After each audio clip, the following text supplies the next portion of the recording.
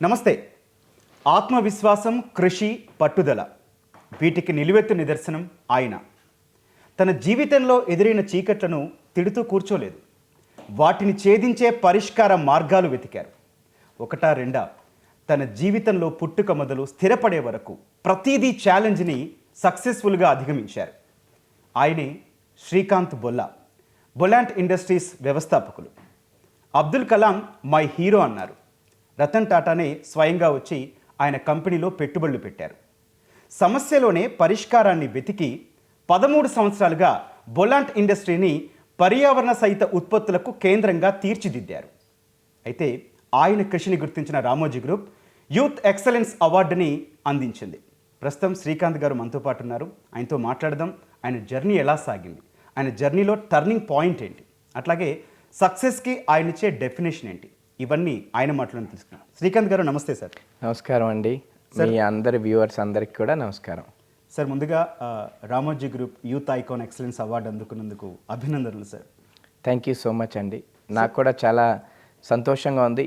ఇది ఒక అంటే ఋషులకు మునులకి దక్కని వరం లాంటిది నాకు ఈరోజు దక్కిందని భావిస్తాను. ఎందుకంటే నేను చిన్నప్పటి నుంచి కూడా రామోజీరావు గారి గురించి వింటూ తెలుసుకుంటూ చదువుతూనే పెరిగాను.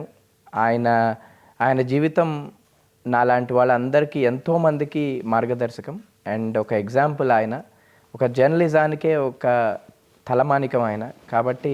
అండ్ ఒక బిజినెస్ ఆంటర్ప్రెన్యూర్ ఎలా ఉండాలి అనే దానికి ఆయనే నిదర్శనం. మాలాంటి యంగ్ ఆంటర్ప్రెన్యూర్స్కి ఆయన జీవితం ఒక పాఠం అన్నమాట. కాబట్టి ఈరోజు ఆయన ఇన్ మెమరీ ఆఫ్ ఆయన మెమరీలో ఆయన పేరు మీదుగా ఒక ఎక్సలెన్స్ పురస్కారం, దట్టు నేషనల్ లెవెల్ పురస్కారం అందుకోవడం చాలా ఆనందంగా ఉంది. చాలా చాలా ఆనందంగా ఉంది సార్. ఈ అవార్డు గురించి ఫస్ట్ మీకు తెలిసినప్పుడు, మీ దాకా వచ్చినప్పుడు వెరీ ఫస్ట్ మీకు అనిపించింది ఏంటండి? అంటే ఇదొక టర్నింగ్ పాయింట్, నా జీవితంలో ఇదొక టర్నింగ్ పాయింట్ కాబోతుంది అనే ఒక సంతోషమైన ఫీలింగ్ కలిగింది. నాకు నాగేశ్వరరావు గారు ఫోన్ చేసినప్పుడు అసలు నమ్మశక్యంగా అవ్వలేదు. కానీ నేను అన్నాను, నేను ఎందుకండి, యూ హ్యావ్ బెటర్ క్యాండిడేట్స్ అని. సెడ్ లేదు, మా జ్యూరీ అండ్ మా ఎంటైర్ టీము మీరే కావాలన్నారు, కాబట్టి మీరు అందుకోవాల్సిందే, మీరు రావాల్సిందే అంటే నేను వేరే ప్లాన్స్ అన్నీ కూడా క్యాన్సిల్ చేసుకొని ఇక్కడికి రావడం జరిగింది. చాలా చాలా ఆనందంగా ఉంది.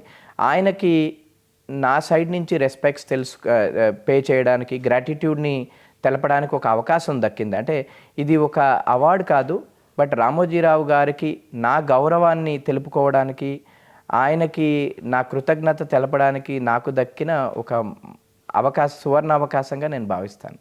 Thank you so much to you sir.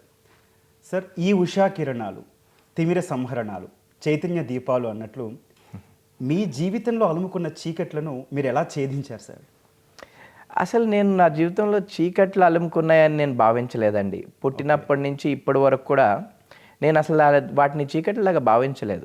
కానీ ఒక ఆపర్చునిటీ లాగానే భావించాను. ఇప్పుడు పుట్టినప్పుడు నేను పుట్టిన కమ్యూనిటీలో కరెంట్ లేదు. సో నేను పుట్టగానే కళ్ళు తెరవలేదు. రెండు కోయిన్సైడ్ అయ్యాయి. సో అందరూ ఈ అబ్బాయి ఏమీ చేయలేడు, పనికిరాడు, మళ్ళీ వెనక్కి పంపించేయాలి, అది ఇది అని నెగిటివ్గా మాట్లాడడం చుట్టాలు పక్కాలు అందరూ కూడా జరిగింది. బట్ ఆ టైంలో కూడా నేను దాన్ని నెగిటివిటీగా భావించలేదు.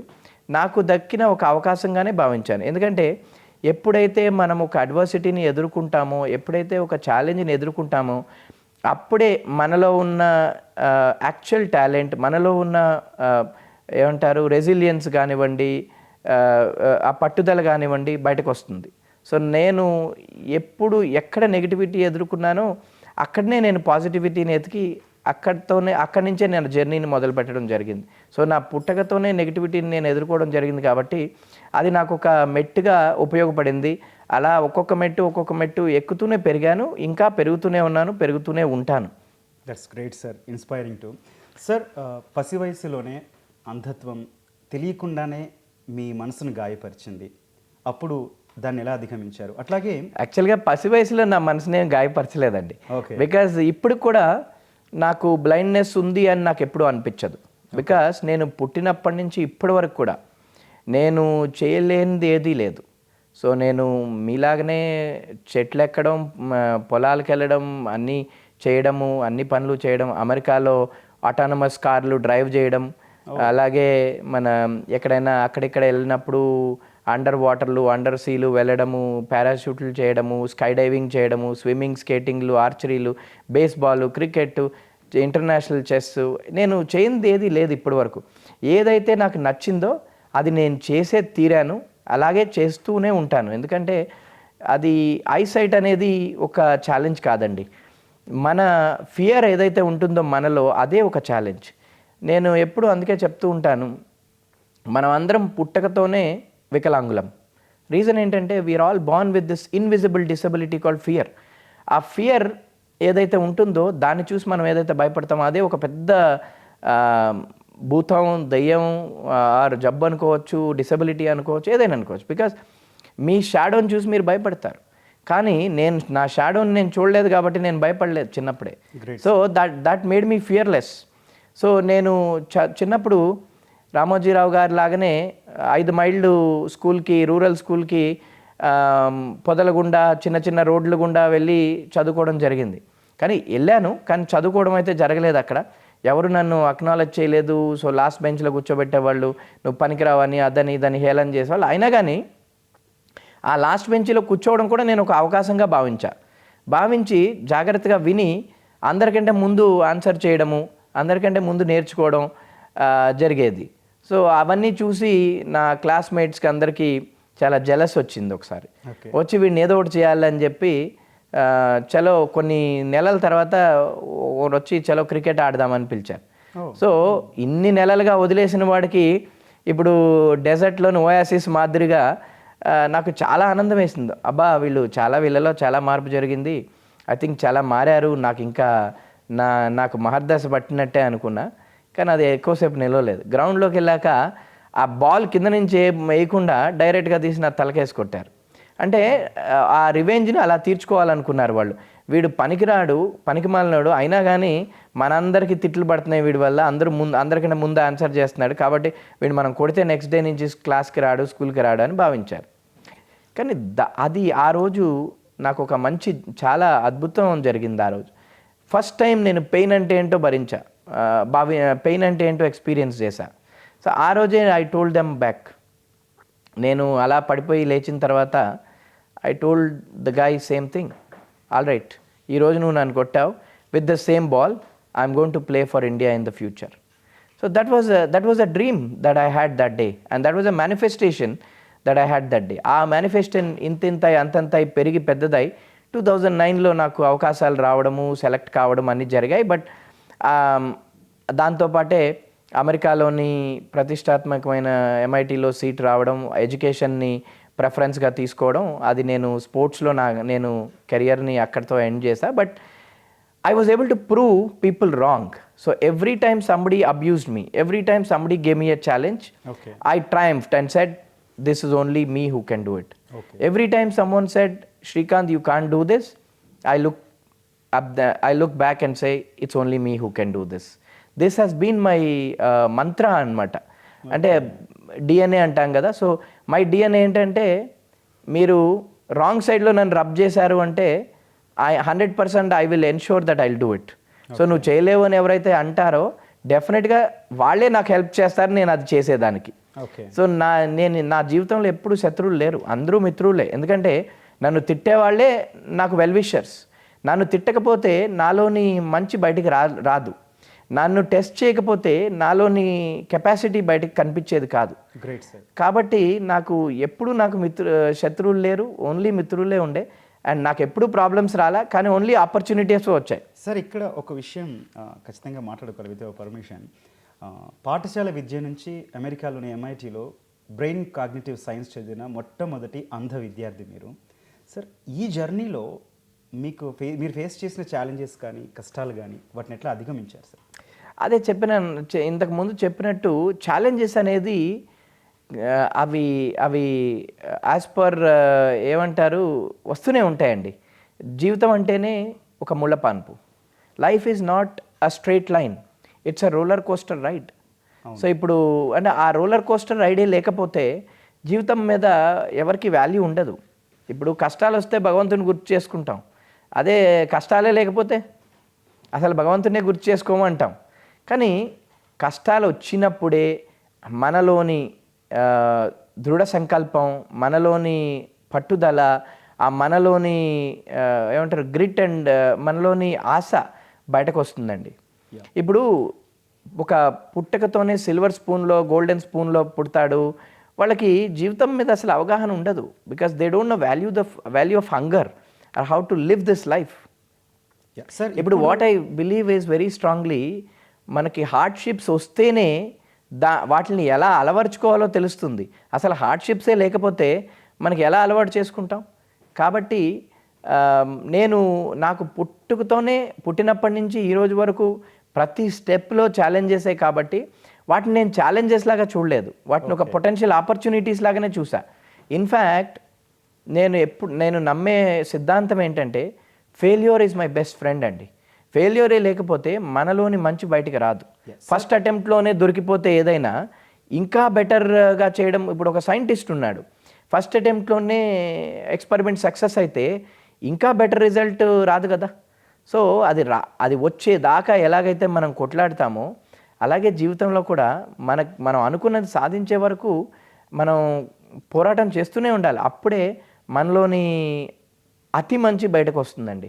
So I'm the luckiest one. Right sir. Sir ఇప్పుడు విశ్వానికి ఉన్నంత ఆత్మవిశ్వాసం శ్రీకాంత్ బొల్లా గారిలో కనిపిస్తుంది, కానీ ఇంటర్లో సైన్స్ గ్రూప్లో చేరడం కోసం ఇంటర్ బోర్డుతో పోరాటం, అట్లాగే అంధుడని ఇంజనీరింగ్ సీట్ నిరాకరించడం, ఆ టైంలో మీ మనసులో మెదిలింది ఏంటి సార్? ఒకసారి దాని గురించి చెప్పండి.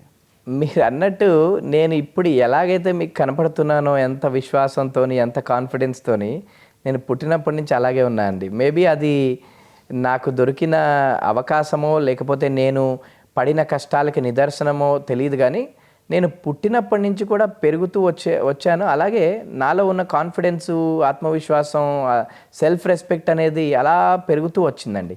సో ఇప్పుడేదో సడన్గా మనం సెలబ్రిటీ అయ్యామా లేకపోతే ఆంటర్ప్రినర్ అయ్యామా అది పెరగలేదు, కానీ అది ఎప్పటి నుంచో వచ్చింది.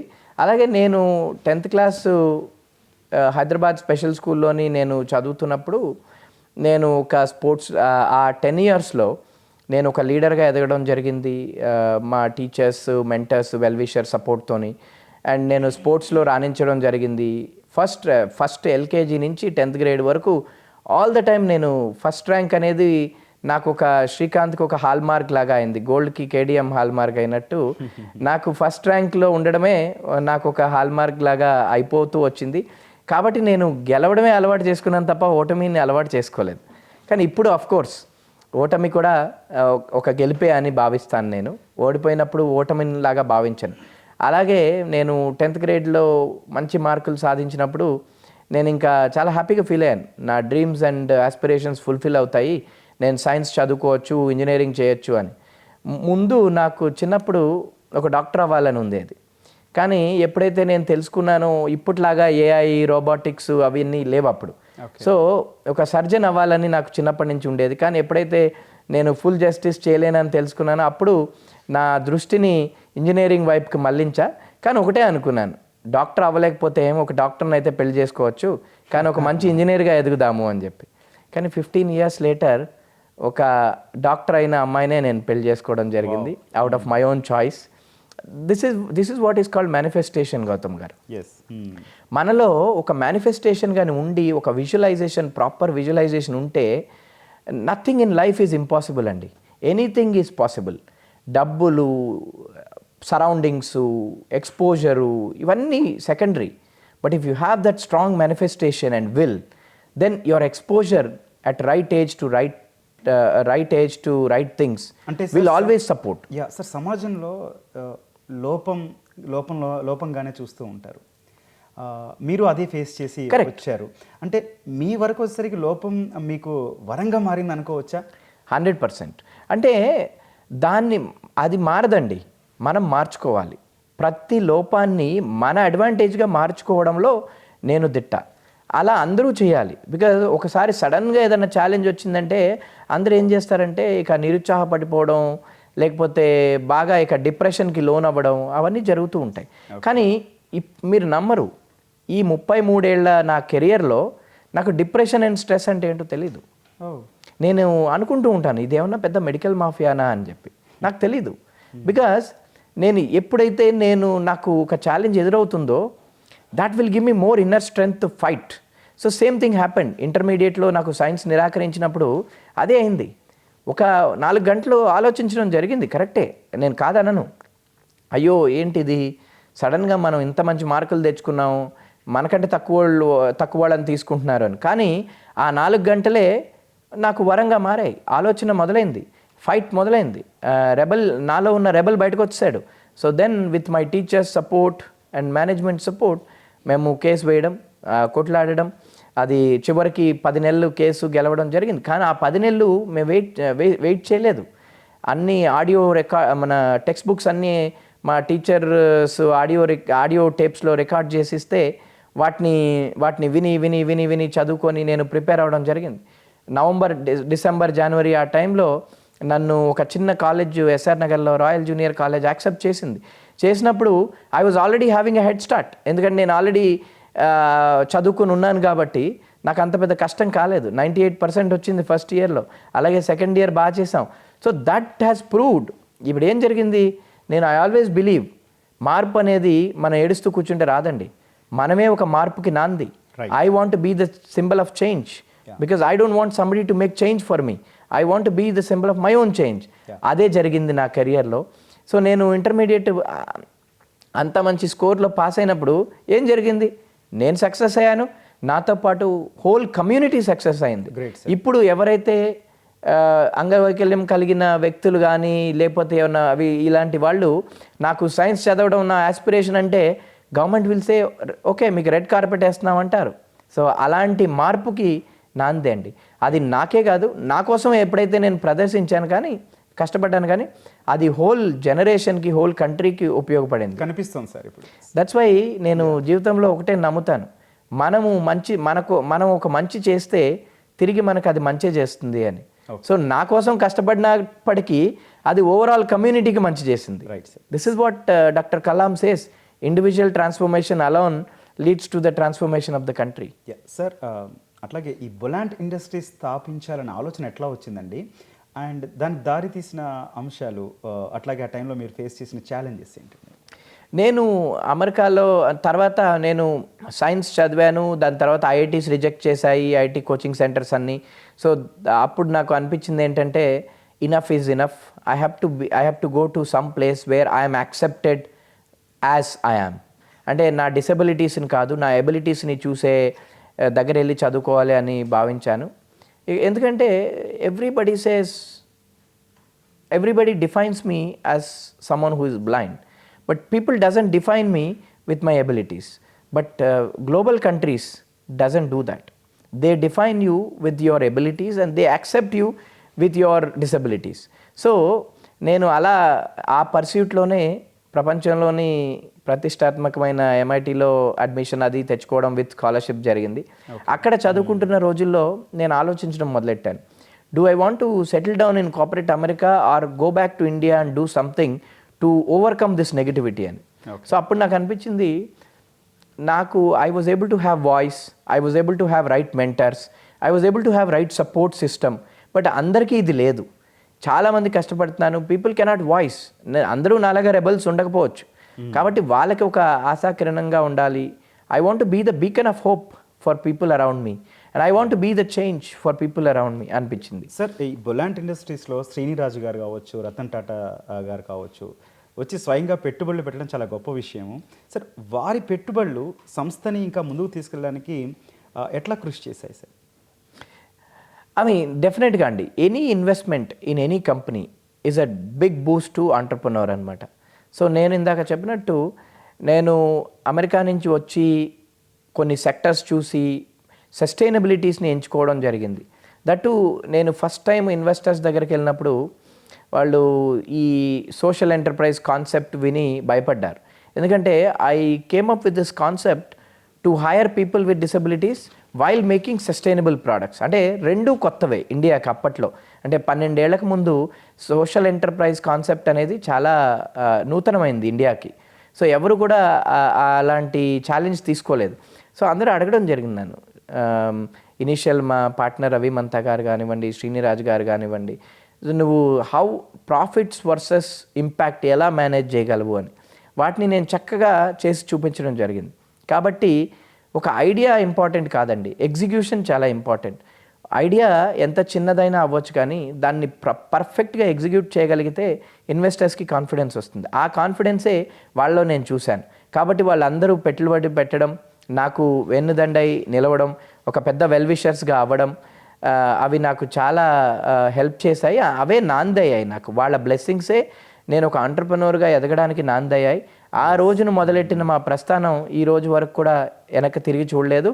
ఇప్పుడు ఖండాంతరాలు దాటి మేము విస్తరించడం జరిగింది. ఇంకా ఇంకా విస్తరించుతూనే ఉంటాము. అవునండి సార్. బొలాంట్ ఇండస్ట్రీస్ని ప్రకృతిహితంగా మలచడానికి మీరు తీసుకున్న జాగ్రత్తలు, స్పెషల్ కేర్ ఏంటండి?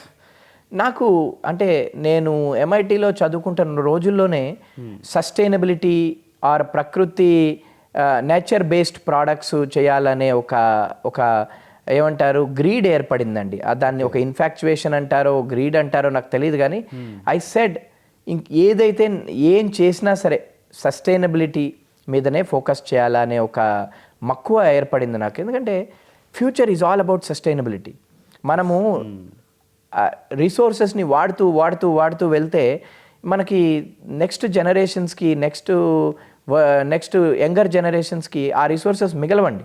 కాబట్టి మనం నేచర్ని ప్రిజర్వ్ చేయాలి, ఎన్వైర్న్మెంట్ని ప్రిజర్వ్ చేయాలి, రెన్యూవబుల్ రిసోర్సెస్ని ప్రిజర్వ్ చేయాలి. అది చేయాలంటే recycling and reduce reuse recycle అనే కాన్సెప్ట్ని మనం నమ్మి తీరాలి అండ్ దాన్ని ఆచరణలో పెట్టి తీరాలి. అదే నా ఇంట్రెస్ట్ అయింది, అదే నా బిజినెస్కి బ్యాక్ బోన్ అండ్ DNA అయింది. కాబట్టి నేను బొలెంట్ని స్టార్ట్ చేసినప్పుడు I decided to make world class products out of waste by using people who are at the margins of the society. This was my simple yet laborious vision for the company. ఆ విధంగానే మా journey మొదలెట్టాం.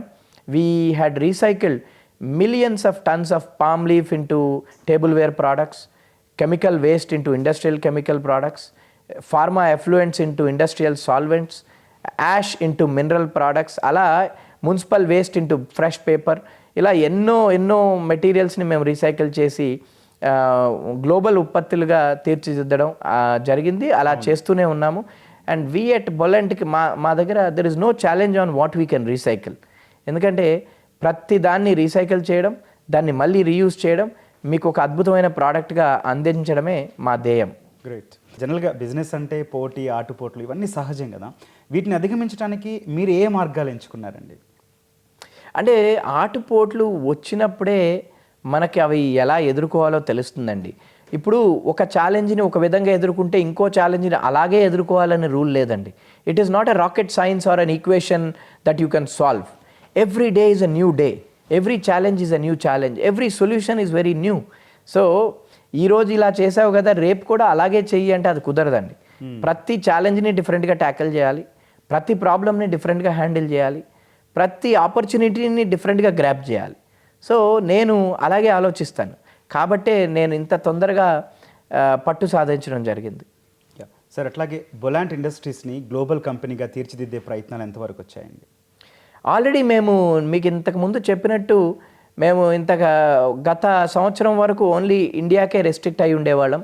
కానీ 1 year నుంచి బొలాంట్ యొక్క products and services American మార్కెట్లో అవైలబుల్గా ఉన్నాయి. All compostable products, eco friendly ప్రోడక్ట్స్ని మేము యూఎస్లో ఆల్రెడీ డిస్ట్రిబ్యూషన్ మొదలుపెట్టాము. ఒక 10 months ఆల్రెడీ అయింది. ఆల్మోస్ట్ 150 ఎన్వైర్మెంట్లీ ఫ్రెండ్లీ సస్టైనబుల్ ప్రోడక్ట్స్ని మేము ఇండియాలో మ్యానుఫ్యాక్చర్ చేసి యూఎస్ మార్కెట్లో డిస్ట్రిబ్యూట్ చేస్తున్నాం. యూఎస్ని కూడా నౌ ఒక గ్రీన్ కంట్రీగా తీర్చిదిద్దే ప్రయత్నాలు గట్టిగా మొదలుపెట్టాం. యూఎస్ మార్కెట్లో స్టెబిలైజ్ అయిన తర్వాత ఆల్రెడీ మేము మిడిల్ ఈస్టర్న్ మార్కెట్స్ వైపు ప్లాన్స్ మొదలుపెట్టాము. కెనేడియన్ మార్కెట్ వైపు కూడా మా ప్లాన్స్ మొదలుపెట్టాం. Next 1 yearలో UK, Europe, Canada and middle eastern markets along with యూఎస్లో గట్టిగా మా కార్యకలాపాలని చేయాలి. అలాగే మా బ్రాండ్ ఎర్త్ క్లెన్స్ అనేది ఒక హౌస్ హోల్డ్ బ్రాండ్గా ఎదగాలి అనేదే మా కోరిక. గ్రేట్ సార్, వింటున్న మాకు కూడా ఇన్స్పైరింగ్గా అనిపిస్తుంది. సార్ ఇంత చూసినా, ఇంత చేసినా, ఇంత చేస్తూ ఉన్న మీరు సక్సెస్కి ఎలాంటి డెఫినేషన్ చెప్తారు, ఏం నిర్వచనం చెప్తారు సార్? అసలు మీరు అడిగినట్టు నేను ఇంకా ఎంతో చేయలేదు. ఇప్పుడిప్పుడే నేను తప్పటడుగులు వేస్తున్నాను. ఇంకా చేయాల్సింది ఎంతెంతో ఉంది. అభీ తక్ జో కుచ్ కియా హై it's just a trailer, picture అభి బాకీ అంటాం కదా. Great sir. So I think actual picture is yet to come. అదే అందరూ అంటారు మీ సినిమా కూడా వచ్చేసింది ఎట్ 33 years, మీరు అంతా సాధించేశారంటే నేను చెప్తాను భయ్యా ఏ సిర్ఫ్ ట్రైలరే, పిక్చర్ అభి బాకీయే. ఎందుకంటే జస్ట్ ఇప్పుడే కెరియర్ మొదలైంది. సో అందరూ అంటారు you have been very successful, కానీ నేను చెప్తాను I'm just beginning to see what success means. Success for me is not a one stop destiny అండి. It's a journey that I have to cherish long time to reach my final destination. Because I believe God can only give us starting circumstances, but we make our own destiny. I am someone who want to write my own destiny. So I am in the process of writing that success for myself, and I am yet to see the success. All these awards, rewards ఏవైతే ఇప్పటి వరకు వచ్చాయో they are just మనం ఒక highway మీద వెళ్తున్నప్పుడు speed bumps లాగా వస్తుంటాయి కదా, అలాగే అవి they are the by products of my hard work and talent. నేను పడుతున్న కష్టానికి అవి నిదర్శనాలే తప్ప నేను ఇంకా సక్సెస్ అయ్యానని నేను అనుకోవట్లేదు.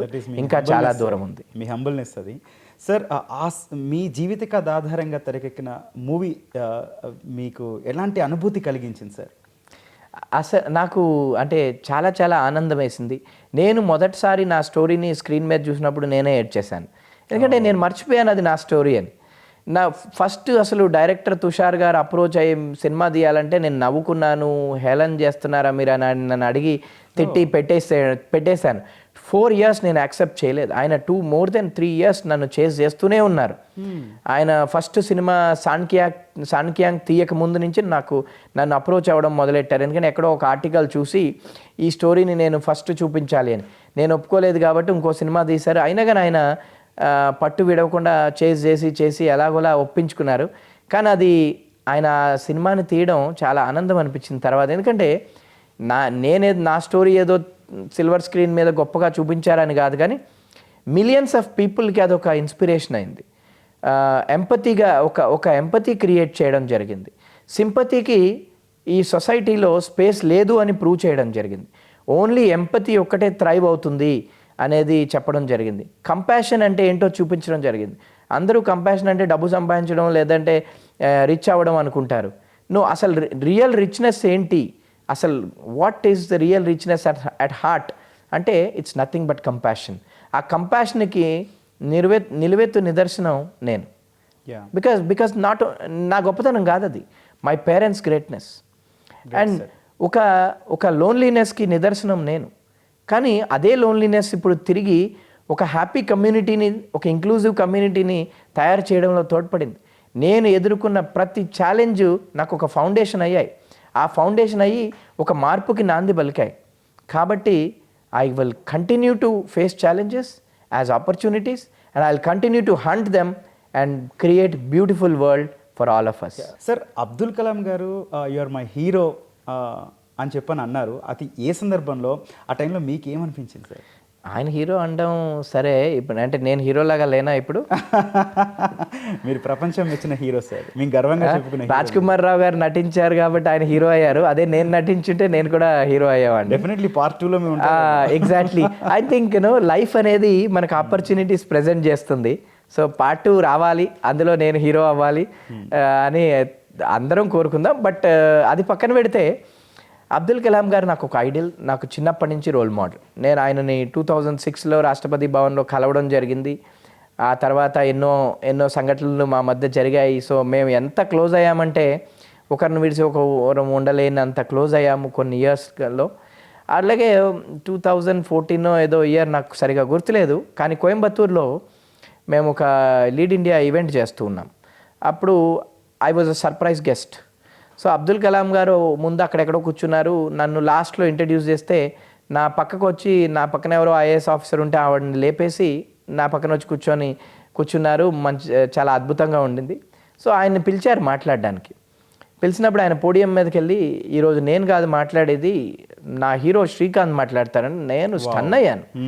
అండ్ నేనేం మాట్లాడాలి, నేనేం చేయాలి అంటే ఏదో సరే ఇక పిలిచారు. 3 నిమిషాలు వెళ్ళి ఐ థింక్ ఏదో మాట్లాడాను, నాకు గుర్తు కూడా లేదు. బికాజ్ నేను ఎప్పుడూ స్క్రిప్ట్ పెట్టుకోను. ఇట్ వాజ్ నాట్ ప్లానింగ్, అసలు ప్లాన్లో లేకుండే ఆ రోజు షెడ్యూల్లో. సో నేను మాట్లాడా. ఆ తర్వాత మళ్ళీ ఆయన వెళ్ళి నా హీరో చెప్పినది మీరు ఫాలో అయితే చాలు, I have nothing to say అన్నారు. సో నేను ఆయన తిరిగి వచ్చాక, సార్ మీరు నా ఐడిల్, మీరు నాకు యు ఆర్ మై ఇన్స్పిరేషన్, ఎందుకు మీరు అలా అంటున్నారు, why are you irritating me అని అడిగాను. He laughed and said, look, నేను సింపుల్గా నిన్ను హీరో అనడం లేదు, I'm giving you a heroic responsibility of developing youth and thereby developing this nation. And he reiterated, గుర్తుందా నీకు 2006లో నువ్వు మొండిగా నాతో ఏం చెప్పావంటే, అవును సార్, నేను I always wanted to become the first visually challenge president of this country, అదే మీకు ఆ రోజు చెప్పడం జరిగింది అంటే, then you're a hero after me కదా, వాట్స్ రాంగ్ విత్ యూ అన్నాడు.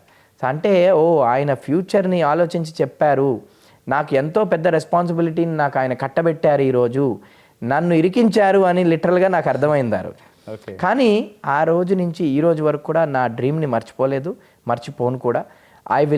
I want to take the whole nation with me to a developed nation, and more importantly యూత్ని డెవలప్ చేయడంలో నాకుండే సంతోషం ఇంకా దేంట్లోనూ రాదు. అందుకే ఈరోజు నాకు యూత్ ఎక్సలెన్స్ అవార్డు రావడం చాలా ఆనందంగా ఉంది. Thank you sir. సార్, మీ లక్ష్య సాధనలో మీకు సంతృప్తినిచ్చిన అంశాలంటే ఏం చెప్తారు? అసలు నాకు సంతృప్తి ఇంకా కలగలేదండి. ఓకే. ఎందుకంటే learning for me is a greed. అందరూ ఒక గర్ల్ ఫ్రెండ్ దక్కడం హ్యాపీనెస్, లేకపోతే ఇంకోటి ఒక చిన్న ఇల్లు కట్టుకోవడం హ్యాపీనెస్గా అలా భావిస్తుంటారు. నాకు వర్క్ అనేది నాకు ఒక ఇన్ఫాచ్యుయేషన్, గ్రోత్ అనేది నాకు ఒక అట్రాక్షన్, అండ్ లర్నింగ్ అనేది నా గ్రీడ్. సో అవి నాకు ఇంకా సంతృప్తిని ఇవ్వలేదు. నేను ఇంకా ఎంతో ఎంతో ఎంతో చేయాలి అనే డ్రీమే ఉంటుంది. ఎందుకంటే నేను ప్రతి రోజుని డిఫరెంట్గానే భావిస్తాను. నిన్న ఏదైతే సాధించామో అది నేను మర్చిపోయాను. రామోజీరావు గారు సిద్ధాంతం ఒకటే, ఆయన సిద్ధాంతం నా సిద్ధాంతం ఈజ్ వెరీ సింపుల్. ఎస్టర్డేని నువ్వు గుర్తుపెట్టుకోవద్దు, రేపటినే గుర్తుపెట్టుకో. నిన్నటి వరకు ఏం చేసావో forget about it. What you need to do tomorrow is what you need to remember. So I'm a man of tomorrow. కాబట్టి నాకు ఇంకా సంతృప్తి అనేది ఉండదు. సార్, చివరిగా మీ మనోనేత్రం ఇంకా ప్రపంచంలో ఏ అంశాలను చూస్తోంది? నాకు మనోనేత్రం ఉందో లేదో నాకైతే తెలియదు, కానీ I have a foresight for sure. ఆ foresight and visualisation is very very strong that I will be a global icon in the future. Great sir, all the very best sir. Thank you so much. మీరు అనుకున్న అన్నీ కూడా భవిష్యత్తులో మీరు ఆ శిఖరాలన్నీ అధిరోహించాలని మనస్ఫూర్తిగా కోరుకుంటున్నాం. All the very best. Thank you so much. Thank you sir.